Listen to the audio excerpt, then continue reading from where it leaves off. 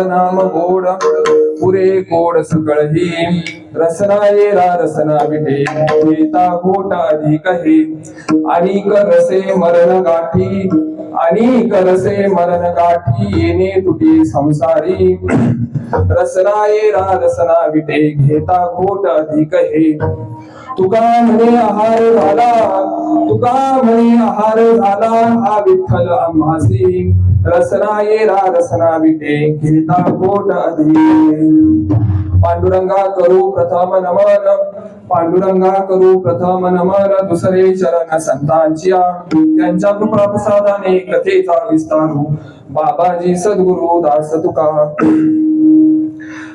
श्री संतांचे माथा चरणावरी साष्टांग करी हे दंडवत विश्रांती पावलो सांभाळावतरी वाढवे अंतरी प्रेम सुख नाम गोड पुरे गोड सकळही रसना येरा रसना विटे घेता खोट अधिक हे प्रस्तुत प्राप्त प्रसंगी कीर्तन रूपी सेवेसाठी घेतलेला अभंग हा जगत वंदनीय जगत मान्य सर्वांच्या अंतःकरणाचं अधिष्ठान असलेले देहू निवासी बोल्लोबा पुत्र जगद्गुरु संत तुकाराम महाराज यांचा 4 चरणाचा नामपर प्रकरणातील नामाचं महात्म्य वर्णन करून सांगणारा अभंग आहे.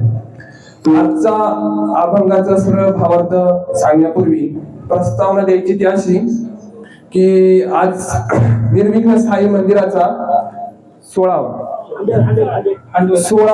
वर्धापन दिन आणि गुरु पौर्णिमेचं औचित्य साधून 4 दिवसीय कीर्तन महोत्सव आपण इथे आयोजित केलेला आहे आणि सालाबादप्रमाणे याही वर्षी मोठ्या उत्साहाने भक्तिमय वातावरणात आणि मोठ्या आनंदाने तो उत्साह संपूर्ण होत चाललेला आहे. गुरु पौर्णिमेचा उत्सव झालेला आहे आणि आज पहिल्या दिवसाची कीर्तन रूपी सेवा ही आयोजक नियोजक मंडळाच्या वतीने नलावरे काका असतील आमच्या नंदा मामी असतील नवरत मामा असतील ते सगळेच आयोजक नियोजक जे आहेत त्यांच्या वतीने माझ्याकडे दिली.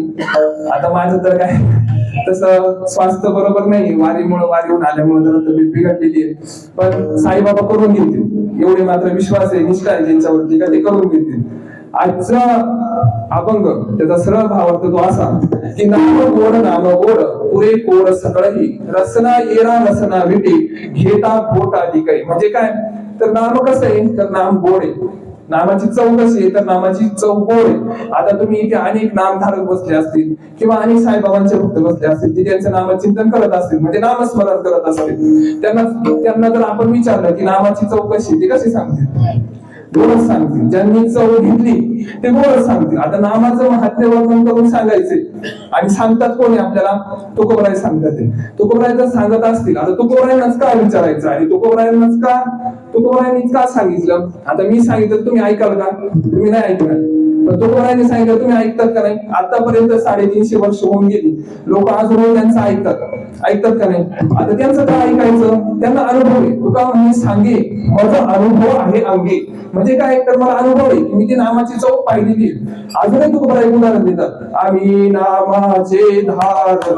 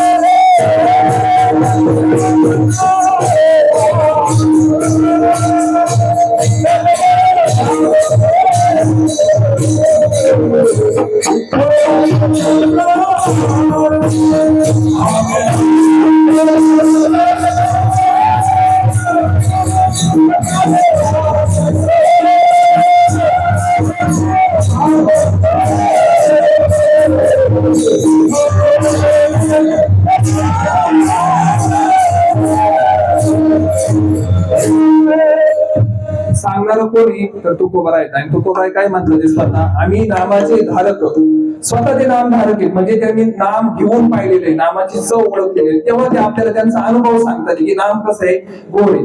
आता सरळ भावात असं आहे की नाम गोड पुरे कोर सगळे म्हणजे त्याची एकदा चव घेतली तर त्याच्या पुढे तुम्हाला काहीच मोठं वाटणार नाही म्हणजे सगळं न्यूनतम वाटेल. त्याची चव एकदा घेतली त्याचं रसपान एकदा केलं की त्याच्या पुढे सगळं न्यूनतम आहे. रस नाही येणार म्हणजे जिभेला एकदा त्याची चटक लागली की तिला दुसरा रस सेवन करायची इच्छा उरत नाही. आणि याने जेव्हा ही नामाची रस तिने सेवन केला त्याच्यानंतर तिला काय होईल की बाकीच्यांसारखं जन्म मरणाच्या पुतळ्यात अडकून न राहता मरणाचा आणि जन्माची जी बंधन आहे त्याच्यातून त्याची मुक्तता होईल. आणि हे कधी होईल केव्हा होईल जेव्हा विठ्ठल आहार होईल म्हणजे काय विठ्ठलाचं नाम तिचा आहार म्हणजे आपला आहार होऊन जाईल म्हणजे नामच आपला आहार होऊन जाईल. दुसऱ्या गोष्टीची आपल्याला गरजच वाटणार नाही फक्त नाम घेतलं तरी आपलं पोट भरेल. अशी जेव्हा आपली स्थिती तयार होईल तेव्हा नामाचं महात्म्य आपल्याला कळेल आणि नाम गोड आपल्याला वाटू लागेल. असा आपण सरळ भावार्थ पाहिलं. आज कीर्तन रूपी सेवेसाठी मी उपस्थित आहे. कधी काही मिरवणुकीला येत होतो त्याच्यानंतर कधी काळी मी इथे बसत होतो कीर्तन ऐकण्यासाठी कधी काळी मी यांच्यासोबत उभा राहत होतो बरोबर ना संजय महाराज. कधी काळी एक काळी मी विना घेतला होता पूर्ण सप्ताहभर आणि आज साईबाबांनी ते उभं केलं. अशी साईबाबांची आदत लिहिलाय. आता हे त्यांनी त्याचा काय म्हणतात की ज्याचा जैसा अनुभव विश्वदेव सत्यत्व देव तया जवळ असे पाप नाशे दर्शन. तुमचा जसा अनुभव आहे तुमची जशी भक्ती त्याच्यानुसार तुम्हाला साईबाबा तुमचा आराध्य दैवत फळ देईल. आज कीर्तनसाठी उपस्थित असलेले बजरंग महाराज ऋषांक महाराज विनेकरी बाबा हिवऱ्यावरून आलेले आमचे काका संजय महाराज वयाने अधिकाराने ज्ञानाने सगळ्याच गोष्टींनी ज्येष्ठ श्रेष्ठ मंडळी आणि महाराजांचं नाव किरण महाराज बनकर आणि कोकरकर बाबा आमचे मला नेहमी साथ करणारे प्रकाश नाना आणि भोर ना भोर माम हे सर्व उपस्थित आहेत. आणि सगळ्यात ज्येष्ठ असणारे आमचे गावचं भूषण दोघांचे बाबा पण उपस्थित आहे. अनेक ठिकाणाहून लोक माझे प्रेमा खातर इथे कीर्तन ऐकण्यासाठी आलेले त्यांच्या सगळ्यांच्या चरणी दंडवत करतो. माझे श्री गुरु मिसाळ महाराजांच्या चरणी वंदन करतो आणि कीर्तन रूपी सेवेसाठी प्रारंभ करतो. नाम गोड पुरे गोड सगळ ही रसना येरा रसना विवेक घेता खोटा ठीक आहे.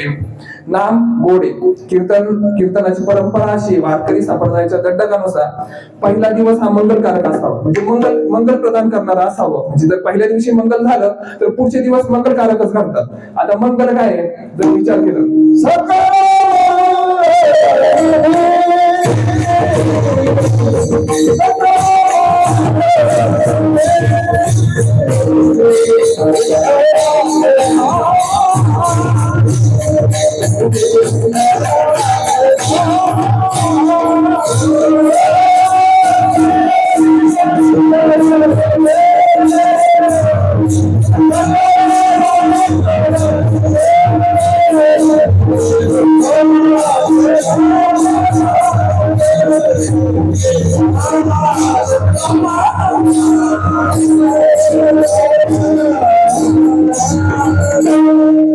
मंगल प्रदान करणार किंवा मंगल असणार फक्त एकमेव जगामध्ये ते काय आहे? तर भगवान पांडुरंग परमात्म्याचं नाम आहे.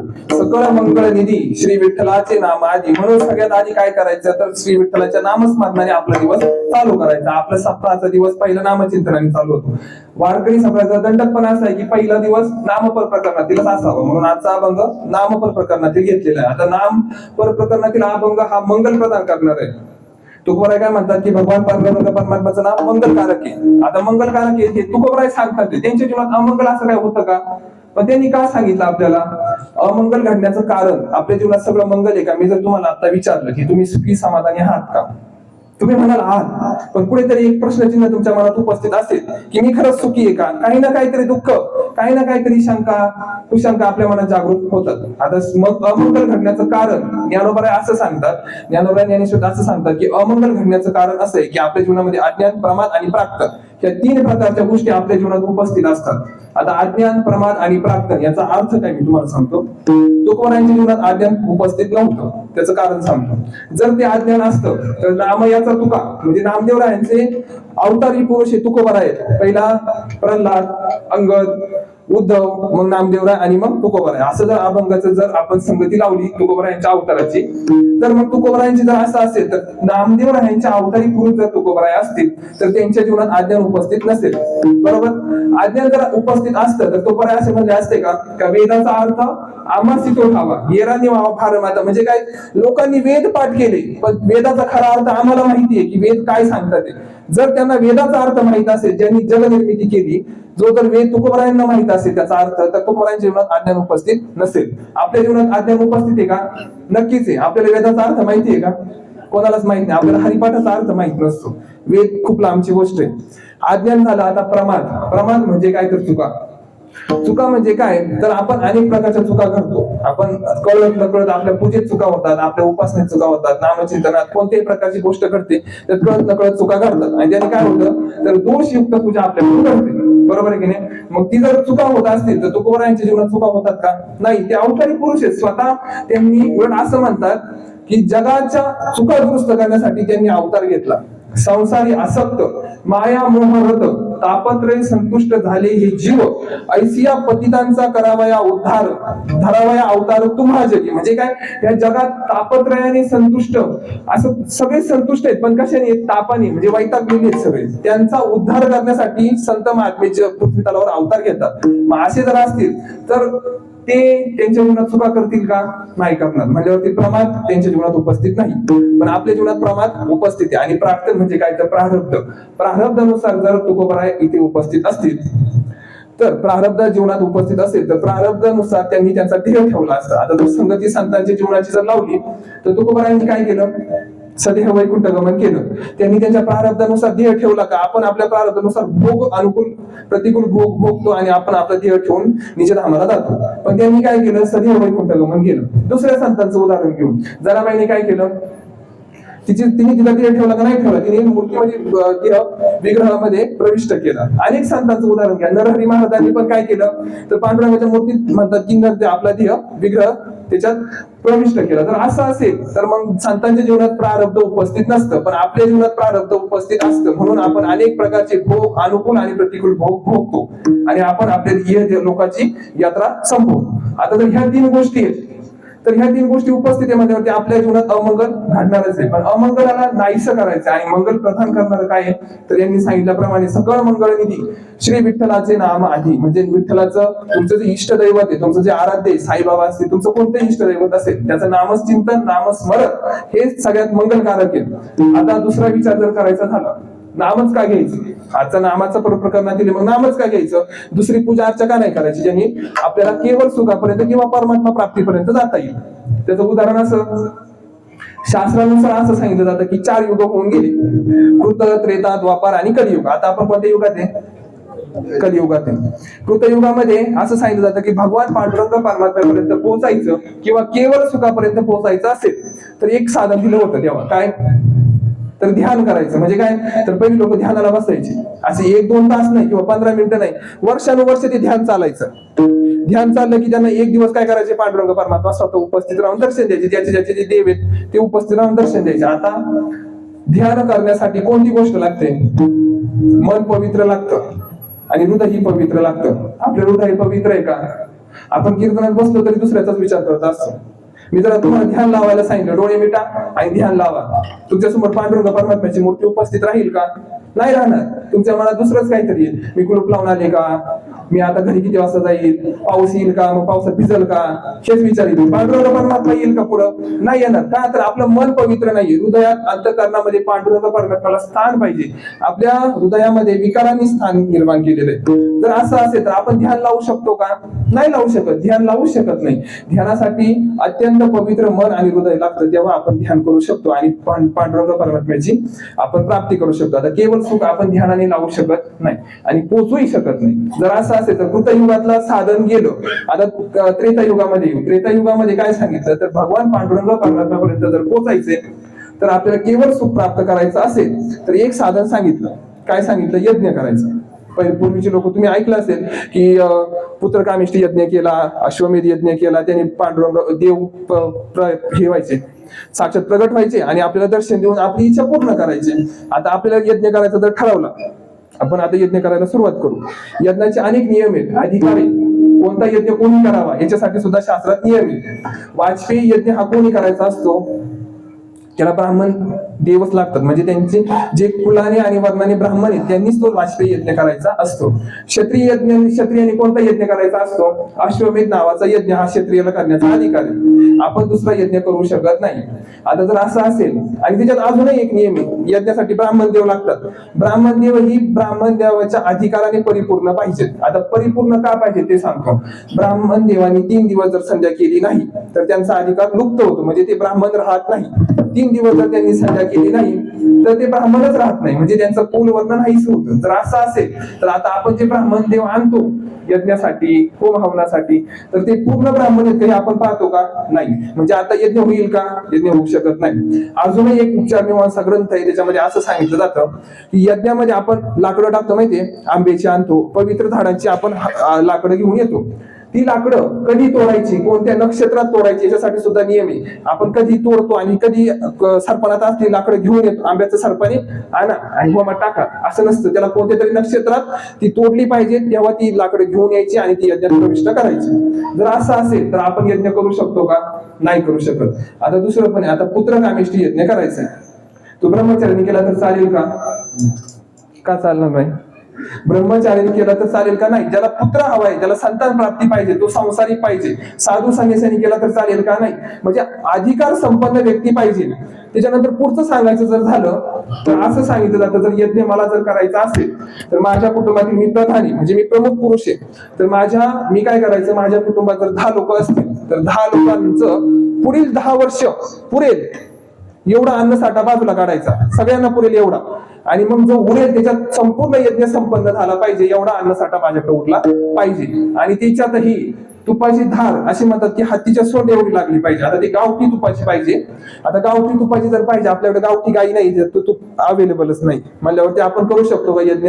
यज्ञ करू शकत नाही. म्हणजे त्रेतायुगातलं साधनही आपण वापरू शकत नाही. मग आता पांडुरंग परमात्म्याला प्राप्त तर व्हायचंय, का व्हायचे ते पण सांगतो. सर्व सुखाचं कोण आहे? सर्व सुख प्रदान करणारा कोण आहे? तो पांडुरंग, जे आपले साईबाबा आहेत तेच. षडगुण ऐश्वर्य संपन्न असणारा कोणी? तर पांडुरंग परमात्मा, साईबाबाचे. जर असं असेल तर ते सर्व सुखरूप आहेत. सुखरूप ऐसा दुधा कोणी सांगा, माझ्या पांडुरंगा सारिकाचं. अजूनही सांगतात, सर्व सुखाचे आगर बाप रखुमा देवीवर, सर्व सुखाचे आगर जनी म्हणे शारंग धर, सर्व सुखाचे आगर म्हणे नर हरी सोनार. तर एवढे 4-5 संत जर आपल्याला दाखला देत असतील की सर्व सुखरूप कोण आहे, तर पांडुरंग परमात्मा आपले भगवान आहेत, साईबाबा आहेत. तर आपण त्यांना प्राप्त करायचं असेल तर कोणतं ना कोणतं तरी साधन उपलब्ध झालं पाहिजे. आता जर मला आमदाराची गाडी घ्यायची आहे तर मी डायरेक्ट आमदाराच्या बंगल्यावरती गेल्यावर मला आमदार भेटेल का? नाही भेटणार. कोणतरी मध्ये पीए घालावं लागेल, कोणता तरी त्याच्या ओळखीचा जवळचा व्यक्ती त्याच्यासोबत आपल्यासोबत पाहिजे, तेव्हा आपल्याला ती अपॉइंटमेंट भेटेल आणि त्याच्या वेळेस आपण त्याच्यापर्यंत पोहोचू. आता एक साधा पंचवार्षिक आमदाराला भेटायचं असेल तर एवढी खटापट असते. ज्यांनी जग निर्माण केलं त्याला भेटायचं असेल तर काही ना काहीतरी साधन तयार करावं लागेल की नाही? नक्कीच करावं लागेल. मग आता त्यासाठी कोण वापरायचं? माणूस नाही वापरायचा, संत वापरायचे, संतांचे दाखले वापरायचे. आता त्रेतायुगातलं साधन आपलं नाही चालणार आपल्याला. पांडुरंगापर्यंत पोहोचायचे, साईबाबांपर्यंत आपल्याला पोहोचायचे. यात्रा चालू झाली, आता साईबाबाला शिर्डीपर्यंत पोहोचायचे आपल्याला. आता पोहोचायचे, त्रेतायुग झालं, कृतयुग झालं, आता द्वापारात आहे. द्वापारामध्ये काय सांगितलं की यज्ञ द्वापारात परिचर्या. द्वापारामध्ये परिचर्या म्हणजे काय, तर पूजा अर्चा आपण जी करतो त्याने आपण देवापर्यंत पोहोचू शकतो. आता पूजा अर्चा करायची असेल, मी साधारण एक नियम सांगतो लोकांचा मी पाहिलेला. सकाळी उठतात, आंघोळ करतात, ते गडू तांब्या काय म्हणतात तुमच्याकडे, पूजेचा तांब्या जो असतो त्याला घेतात, टिपाडात बुचकाळतात, पाणी भरून घेऊन येतात, घंटाळ्यात ओततात, सगळे देव त्याच्यात टाकतात, घुसळतात, बाजूला ठेवतात, पुसतात की नाही ती त्यांना माहिती. त्याच्यानंतर ते गद असं टेकवतात त्या टाकांवरती आणि ते देव परत देवाला नेऊन ठेवतात. आता तुम्ही निरीक्षण जर केलं तर टाकावरती देवाची मूर्ती अत्यंत छोटी असते, अत्यंत छोटी. तिचं नाक केवढं असतं, पार ते दिसत नाही एवढं नाक असतं. आणि आपण जर देव आपण मानतोय की ते देव आहेत, आपण त्यांना पाय लावू का, नाही लावणार, आपण हातच लावू, पाया पडू. पाय नाही लावत नाही, आपण अंतःकरणापासून मानतोय का तिथे देव उपस्थित आहे, मानतोय की नाही. मग आपण तुम्ही सांगा, जर देव उपस्थित आहे, त्याला पण नाक आहे, त्याला डोळे आहे, त्याला नाक तोंड आहे, आपण घेतो ते असं लावतो का ते डोळ्यात गेलाय की नाकात गेलाय की तोंडात गेलाय हे पण पाहत नाही आपण, बरोबर आहे की नाही. मग आता जर अशी पूजा केल्यावर देव प्रसन्न होईल का. आता समजा मी इथं ठरवलं एखाद्या बाबाची पूजा करायची, बाबाला निघालं इकडे विहिरीत बुचकाळून आणलं, इथं ठेवलं, बाबाला असं अंजारलं गोंजारलं नाही, तसंच बाबाला काय म्हणतात की बुक्का गणगुळी सगळी उगाळून लावली, सोडली, बाबा प्रसन्न होईल का. बाबा काय घेऊन माझ्या मागे लागेल की नाही का. मग जर साधारण मनुष्याला जर राग उत्पन्न होईल तर देवाला का नाही उत्पन्न होणार, बरोबर की नाही, होईल की नाही. मग आता देवापर्यंत जर पोहोचायचं तर पूजा कशी पाहिजे मी तुम्हाला सांगतो. जर गडू तांब्या आपण घेऊन जात असू आणि जर गडू तांब्यामध्ये आपल्याला कळत नकळत जर गडू तांब्याच्या पाण्याला देवाला स्पर्श जर झाला, त्या देवाला आंघोळ करण्याच्या पाण्याला जर आपल्या पोटाचा स्पर्श झाला आणि ते पाणी जर आपण टाकांवरती ओतलं किंवा देवावरती जर ओतलं तर त्या पाणी ओतल्यानंतर झालेल्या पूजेचं पाप आपल्याला लागतं. का लागतं तर दोषयुक्त पूजा आपल्याकडून घडते. शास्त्रात असं वर्णन आहे की बोटाचा स्पर्श किंवा हाताचा स्पर्श त्या पाण्याला झाल्यामुळे मद्यपान करून म्हणजे दारू पिऊन देवाची पूजा केल्याचं पाप आपल्याकडून घडतं आणि ती पूजा आपल्याकडून दोषयुक्त अंतःकरणातून ती पूजा होते. मग आता जर आपल्याला दोष लागत असेल तर आपण पूजा करू का, नाही करणार. अजून सांगतो, जी पूजा करतो आपण त्या कोणत्या देवतेला कोणतं फुल अर्पण करायचं त्याच्यासाठी सुद्धा नियम आहे. ते कोणत्या रंगाचं पाहिजे, त्याचा देठ किती पाहिजे, त्याला देठाची साईज किती पाहिजे, त्याचं देठाचं तोंड कोणत्या बाजूला पाहिजे, फुलाचं तोंड कोणत्या बाजूला पाहिजे, हे मी सांगत नाही, शास्त्र सांगते. उपचार मीमांसा ग्रंथ नावाचा एक ग्रंथ आहे, त्या ग्रंथात वाचन करा, त्याच्यात सगळं दिलंय की कोणत्या देवतेला कोणतं फुल अर्पण करायचं, त्याचा देठ किती मोठा आहे, त्याचा देठ किती पाहिजे, त्याला कोणत्या रंगाचं फुल अर्पण करायचं, हे सगळं त्याच्यात दिलेलं आहे. मग आता जर अशी पूजा जर आपल्याकडून घडत असेल तर आपल्याला दोष लागतो, कळत नकळत आपल्याला दोष लागतो, मलाही लागतो, तुम्हालाही दोष लागेलच. मग आता जर लागत असेल तर आपण पूजा करून काय फायदा आहे का. जर आपल्याला फळच प्राप्त होत नाही तर फायदा आहे का, नाही होणार. मग आता करायचं काय, जर सर्व दोष आपल्याला लागत असेल पूजा करून तर द्वापार युगातलं ही साधन आपण वापरू शकत नाही. मग आलो आपण नामाकडे. कलियुगामध्ये काय आहे तर नामाचं चिंतन करायचं. आता नामाचं चिंतन का करायचंय त्याचं कारण सांगतो. कारण जर दोषयुक्त पूजा आपल्याकडून घडत असेल तर दोषाला हरण करण्याचं सामर्थ्य फक्त नामात येईल. रामकृष्ण नाम सर्व दोषा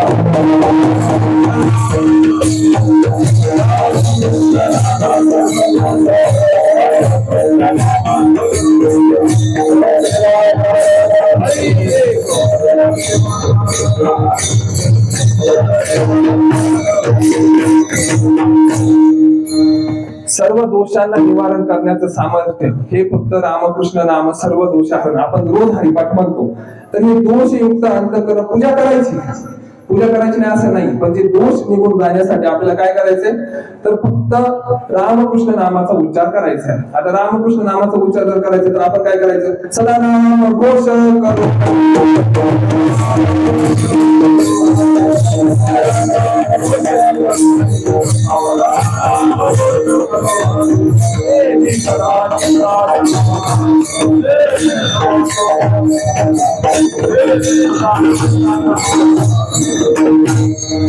सदा नाम घोष करो हरिकथा तिने सदा चित्ता समाधान. दोषयुक्त अंतःकरणातून जर पूजा होत असेल किंवा दोष प्राप्त होत असेल तर नामानेच तो दोष निवारण होऊ शकतो.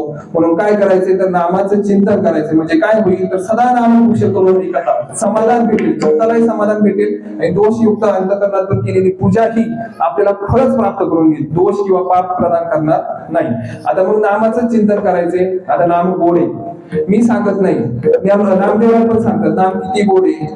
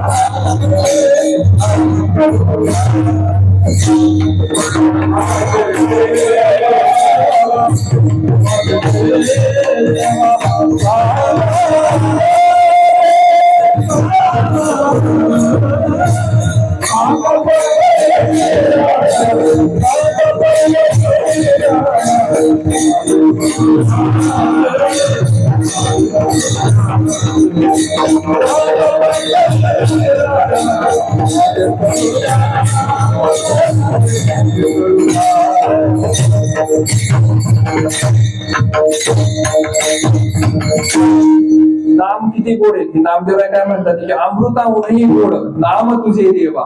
नामदेवरायच नाही सांगत, ज्ञानोबराय सुद्धा सांगतात नामामृत गोडी वैष्णवाला.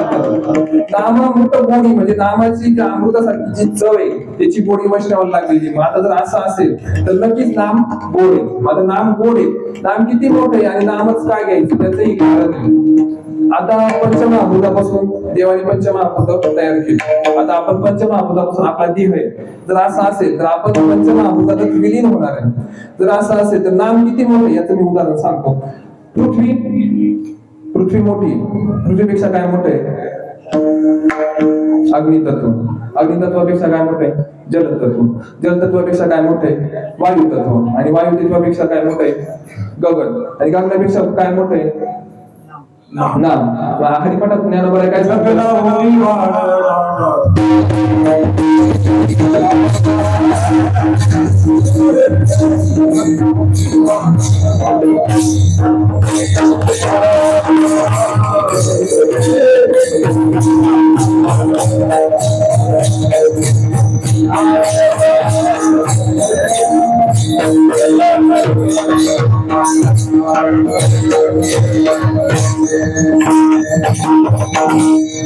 गगनाहूनही वाढ म्हणजे गगनापेक्षाही मोठं जर नाम असेल तर आपण नामाचं चिंतन नक्कीच केलं पाहिजे. तो केवळ सुखापर्यंत जाण्याचा एकच मार्ग आहे. किंवा साईबाबांच्या चरणी अर्पण किंवा आपल्याला समर्पण करायचे ना, साईबाबांपाशी पोहोचायचे ना, तर आपण नामचिंतनच केलं पाहिजे.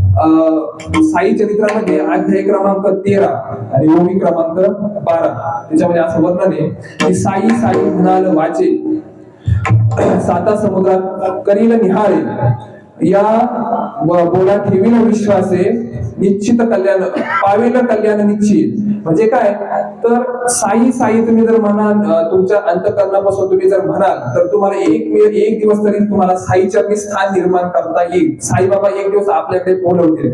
असं सांगितलं जातं की एक पाऊल साईबाबांकडे टाका, ते 10 पावलं स्वतःहून आपल्याकडे येतात. तुम्ही एक फक्त पाऊल टाकलं पाहिजे. त्याचं उदाहरण देतो. वाराणसी चालीचे मासा, गोदावरी एक दिवसा, परी पंढरी पाऊल पर्यायचा, ऐसा ठसा नामाचा. म्हणजे काय तर आपण शिर्डीला प्रति पंढरपूर मानतो. तुम्ही आता जी आरतीमध्ये त्याच्यात शिर्डी माझे पंढरपूर साई बाबा रमावर, साई बाबा रमावर म्हणजे पांडुरंग परमात्मा आहे. आणि शिर्डी जर पंढरपूर आहे तर असं सांगितलं जातं की तुम्ही वाराणसीला जाऊ नका, गोदावरीची परिक्रमा ही करू नका. वाराणसीला 1 महिना चालल्याचं पुण्य ते 1 दिवस गोदावरीची प्रदक्षिणा केल्याच्या पुण्याच्या बरोबर आहे. पण गोदावरीचं आणि वाराणसीचं जे पुण्य आहे ते कशाच्या बरोबर आहे तर पंढरीकडे 1 पाऊल टाकल्याचं पुण्य हे नाम घेऊन टाकायचं.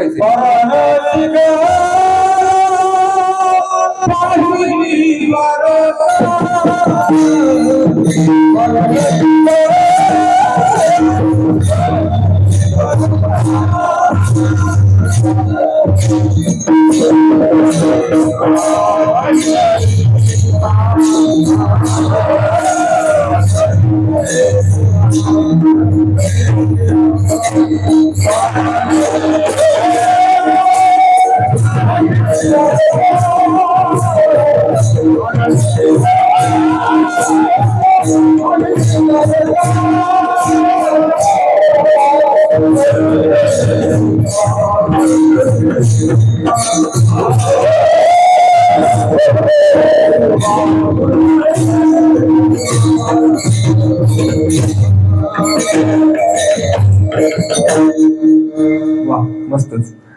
वाराणसी, गया, पाहिली, द्वारका, तुम्ही कोणतंही तीर्थक्षेत्र पहा, पण पंढरी सारखं तीर्थक्षेत्र जगाच्या पाठीवर नाही. का सांगतो? पंढरीशी लोका नाही अभिमान, पाया पडे जन एकमेका. याचं प्रमाण आहे. पंढरीच्या लोकांना नाही सांगितलं, म्हणजे पंढरीत राहणाऱ्या लोकांना खूप अभिमानी गर्व आहे की आम्ही पंढरीत राहतो, पण एकही दिवस देवाच्या पाया पडायला जात नाही. पण पंढरीशी शी लावलं तिथं, म्हणजे काय तर पंढरीकडे जाणाऱ्या लोकांना अभिमान नाहीये. तो काय तर तिथले लोक तिथे गेल्यानंतर पाया पडे, बारीक मोठं पाहतात का? कोणालाही माऊली म्हणतात, बारक्या पोरालाही म्हणतात, चोराला सुद्धा माऊली म्हणतात. चोराला तर आपल्यासारख्याला माऊलीच म्हणतात. मला वाटतं पंढरी सारखं महात्म्य, पंढरी महात्म्य नावाचं प्रकरण आहे. प्रत्येक संतांच्या ग्रंथामध्ये पंढरी नावाचं जे पंढरी महात्म्य प्रकरण जर वाचलं तर आपल्याला पंढरीचा महात्म्य आपल्याला वर्णन होतं, कळतं की नक्की काय. आता तसं पंढरपूर सारखं काय, प्रति पंढरपूर काय तर शिर्डी. म्हणून शिर्डीकडे जाताना एक पाऊल तुम्ही टाका, 10 पावलं साईबाबा तुम्हाला घ्यायला स्वतः येतील. आपण कोणत्या ना कोणत्या प्रकारे सेवा नक्की केली पाहिजे. थोडं दान केलं पाहिजे. आपण 1 रुपया दान केला तर 100 रुपये साईबाबा स्वतः आपल्याला देतील. कोणत्या ना कोणत्या रूपात आपल्यापर्यंत येतील आणि ते देतील. पण आपण 1 रुपया देण्याची ताकद दानच आपल्याला ठेवली पाहिजे. जर असं असेल तर नक्कीच साईबाबा देतील. पण आपण नाम सुद्धा घेत नाही, पैसे तर लांबच राहील. आता नाम जर घ्यायचंय तर नाम किती गोड आहे, नाम कसं आहे हे आपण नामदेवरायांकडून यानोबरायांकडून जाणून घेतलं.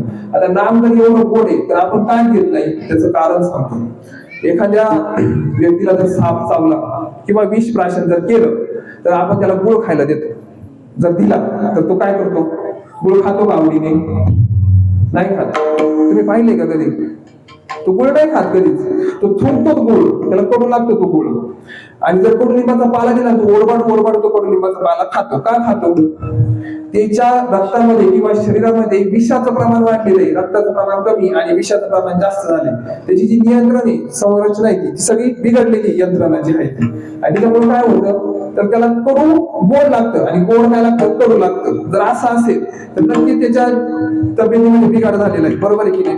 मग आपल्याही तब्येतीत बिघाड झालेला आहे. आपल्याला नाम गोड लागतं का? लागतं का गोड? नाही लागत. का नाही लागत ते सांगतो. आपल्याला ही विष प्राशन केलेलं आहे. कोणतं विष प्राशन केलेलं आहे? विकारांचं विष प्राशन केलेलं आहे. षड विकार जे आहेत ते अंतःकरणात उपस्थित आहे. म्हणून पांडुरंग परमात्म्याचं, साईबाबांचं नाम आपल्याला गोड लागत नाही. आणि जर असं गोड लागत नसेल तर पहिलं काय करावं लागेल? त्या विकारांना बाजूला करावं लागेल, म्हणजे साईबाबांचं नाव आपल्याला गोड लागेल. याच्यासाठी काय करायचे तर अखंड नामाचं चिंतन करायचं. एक दिवस ते नक्कीच फळ देईल. पण पहिलं काय केलं पाहिजे? त्याच्याकडे चाललं पाहिजे. त्याच्याकडे 1 पाऊल तर टाकलं तर तो येईल की नाही? तसं सांगितल्याप्रमाणे तसं एकदा तरी नाव आपण घेतलं पाहिजे. मग ते नाम नसेल तर कोराय म्हणतात की कोरायने जीवनात अत्यंत कठीण तपश्चर्या करून नामाची प्राप्ती करून घेतली आणि एक दिवस त्यांना नाम कसं वाटू लागलं? अभंगाचं पहिलं चरण नाम.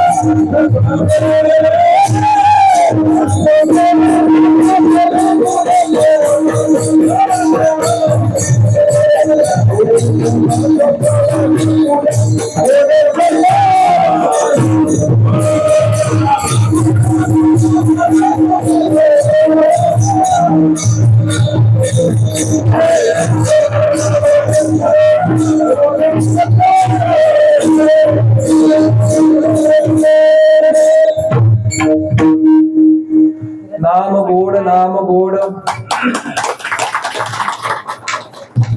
पुरे गोड सगळी रसना ये रसना विधी घेता गोट अधिक हे. तुकोबारांची अवस्था अशी झाली की त्यांना नाम गोड वाटू लागलेले आणि ते ह्या अवस्थेला पोहोचले. त्यांना त्यांची जी रसना आहे म्हणजे जी जीवा आहे ती कोणत्याच रसासाठी लालायित नाही. आता त्यांना फक्त नामाचीच आवड त्यांना प्राप्त झालेली आणि नामाची आवड प्राप्त झाल्यामुळे ते नामाचंच चिंतन अखंड करत आहेत आणि त्यांनीच त्यांचं पोट भरते. हे अभंगाच्या दुसऱ्या चरणात सांगितलं. रसना हिरा रसना बी घेता गोट अधिक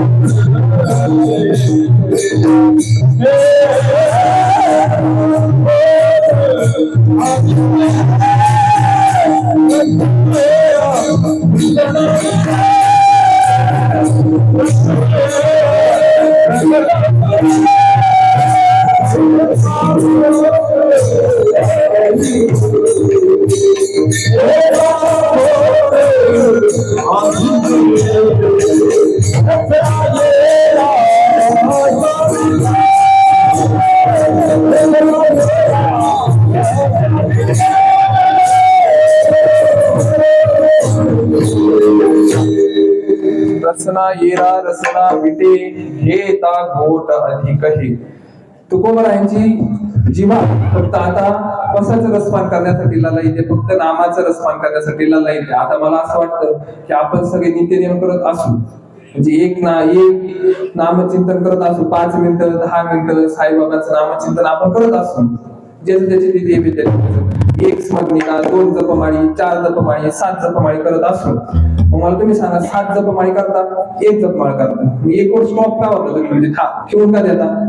जर तुम्हाला गोड लागतंय जर तुम्हाला नाम गोड लागतंय तर मग आता तुम्ही 1 काम तुम्ही 10 केल्या पाहिजेत 10 नाही तुम्ही 15 केल्या पाहिजेत. मग आपलं नाम गोड लागत नाही. का नाही लागत आहे त्याचं आपण रसपान अंतःकरण शुद्ध ठेवून करत नाही. म्हणून मग अंतःकरण शुद्ध ठेवायचं असेल तर पहिलं अंतःकरण शुद्ध होण्यासाठी मन शुद्ध लागतं. मन शुद्ध होण्यासाठी हृदय पवित्र लागतं. ते पवित्र हृदय जर आपल्याला करायचं असेल तर एकाचाच आश्रय घेतला जातो तो म्हणजे नामाचा. म्हणून नामाचं चिंतन आपण केलं पाहिजे. एकदा संप्रदायाच्या नियमानुसार एकदा भजन घेऊ पुढे चिंतन नंतर करू.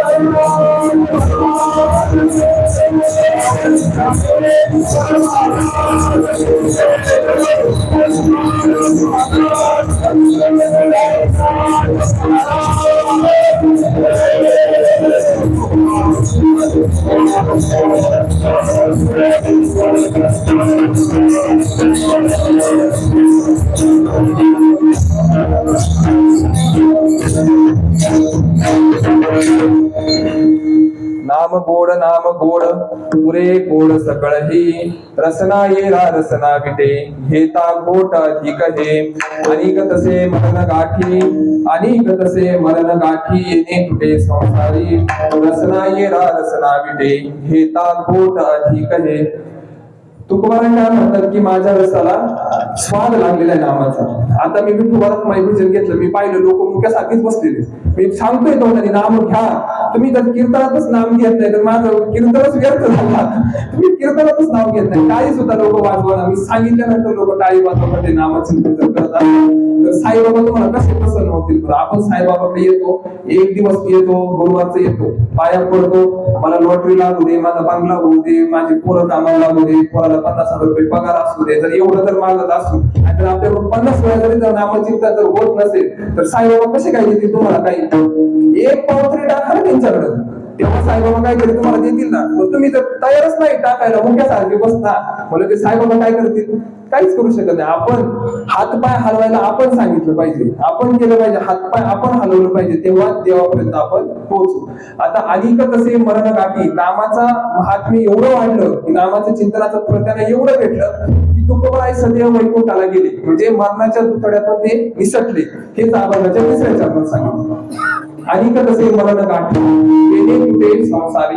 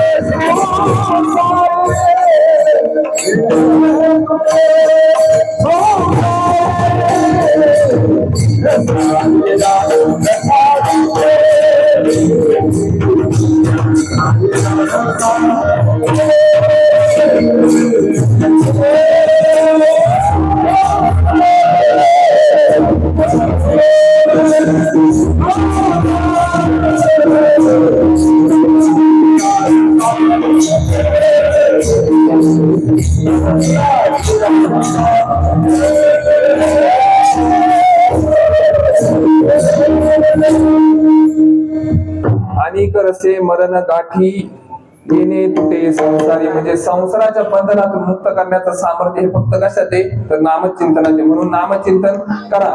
काय काय नामचिंतन लागते का? पाखवाज लागतो का सोबत? काय लागतं का सोबत? नाही लागत. तुम्ही तुमच्या मनातही करू शकता. कामामध्ये काम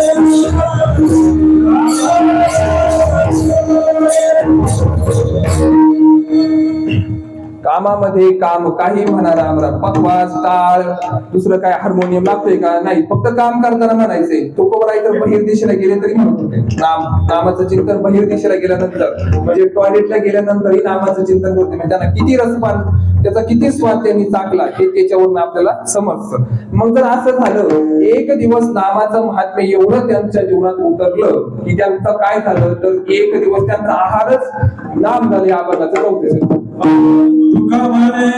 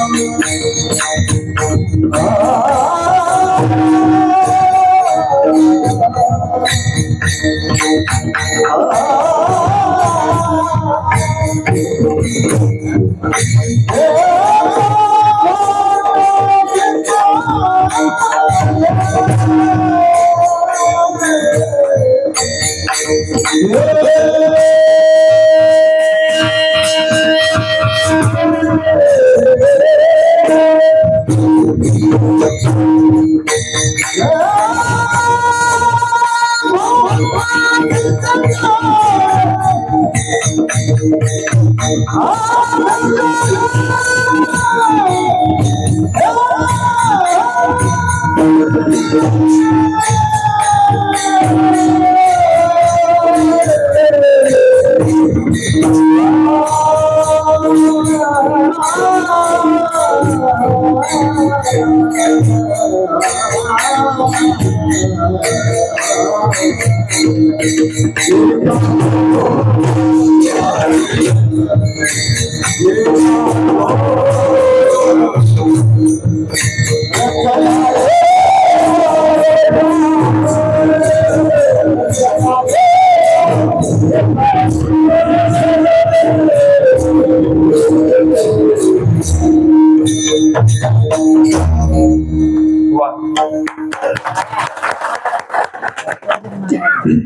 तुका म्हणे आहार झाला हा विठ्ठल आम्हासी रसना येरा रसना विठ्ठल आणि काही नामाच्या महात्म्याचा उच्चार एवढा गाठला की सुखरूप आणि सर्व सुख प्रदान करणारा पांडुरंग परमात्माच त्यांचा आहार होऊन गेला.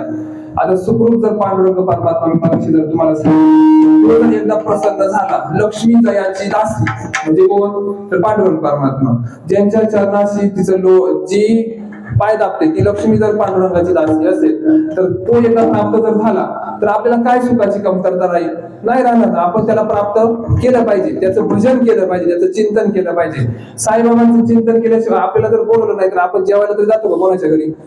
नाही जात. मला ते साईबाबांना जर आकळलं नाही, त्यांना जर नामस्मरण करून जर बोलवलं नाही तर येतील का आपल्याकडे? नाही येणार. पण आपण काय केलं पाहिजे? नामचिंतन केलं पाहिजे. एकदा पंढरीश परमात्मा आपला झाला की आपल्याला नक्कीच सुख प्राप्त होईल. आपण एकदा भजन करू. हात वरती करा. पंढरीनाथ पंढरीनाथ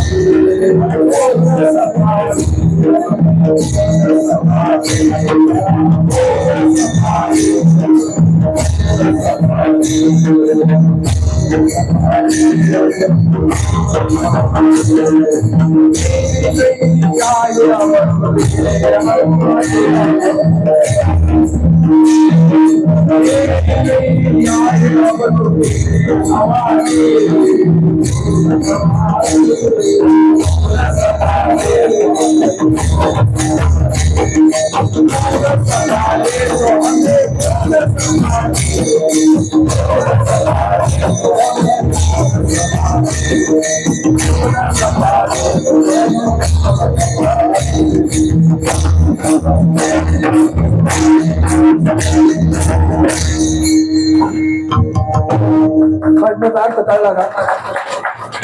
साईनाथ दया सिंधु भक्तों के रखवाले तू न संभाले तो हमें कौन संभाले. मेरी नैया है अब तो तेरे हवाले. मी कीर्तनाला आल्यानंतर त्यांच्या समोर एवढंच बोललो होतो की मी माझी ताकद नाही उभं राहण्याची. आता तुला काय दया करायची असेल तू माझ्यावरती कर आणि ही माझी नाव आई तिराकडून पैलतीराकडे पाठव. त्यांनी बरोबर पैलतीराकडे नाही पैलतीराच्या शिखरावरतीच पोहोचवलं. असे दया सिंधू असणारे साईबाबा आहेत. जर त्यांची जर भक्ती तुम्ही केली तर एक दिवस नक्कीच ते आपल्याकडं येतील. म्हणून काय करायचं तर अखंड नामचिंतन पांडुरंग जे जे आपले इष्ट दैवत आहे त्यांचं नामचिंतन करायचं आणि एक दिवस पांडुरंग परमात्मा आपल्या स्वतः येईल आणि भेट देईल. संतांना दिले तर आपल्याला काय देणार? नक्कीच देईल. हा विश्वास, भक्ती, निष्ठा, श्रद्धा आपल्या मनात पाहिजे तेव्हाच तो दर्शन देईल. एकदा भजन करूया. ज्ञानेश्वर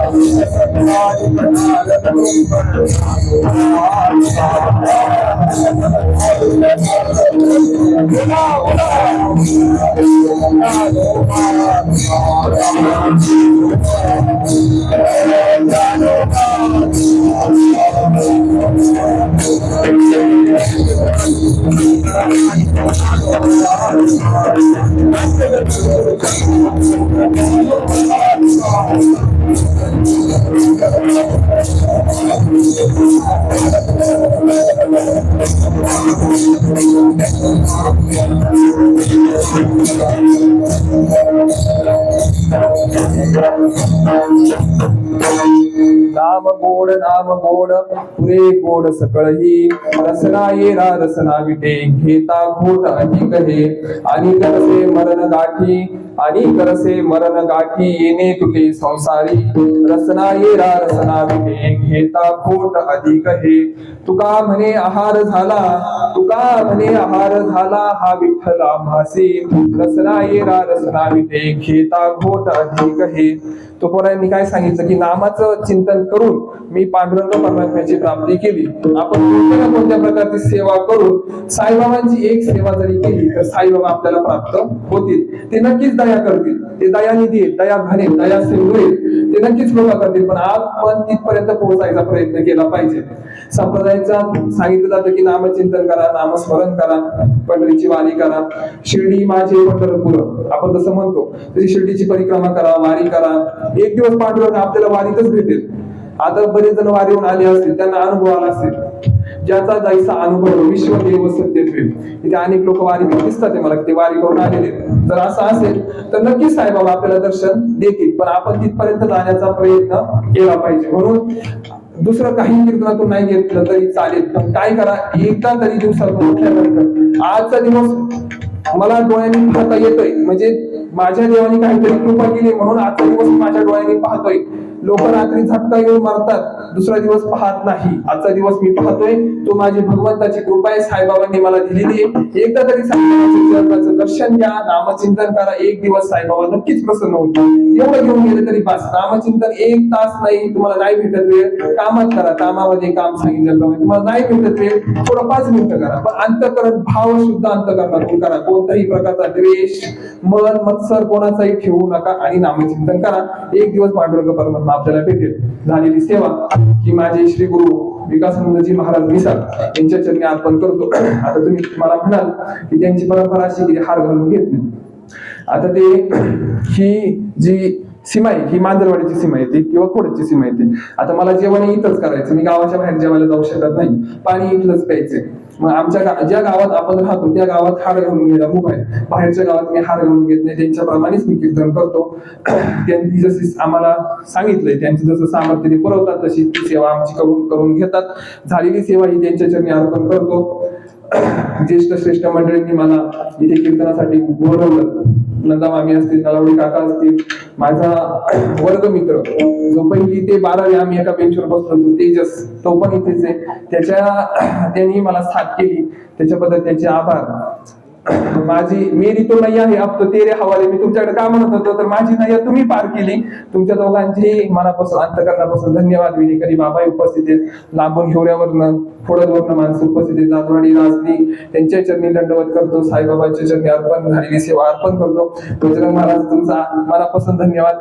आमचे बंधू वारी करून आलेत पण ठणठणीत त्यांचे धन्यवाद. झालेली सेवा पांडुरंग परमात्म्याच्या चरणी अर्पण करतो. सकल संतांच्या चरणी अर्पण करतो. श्री गुरुंना वंदन करतो आणि सेवेला विराम देतो.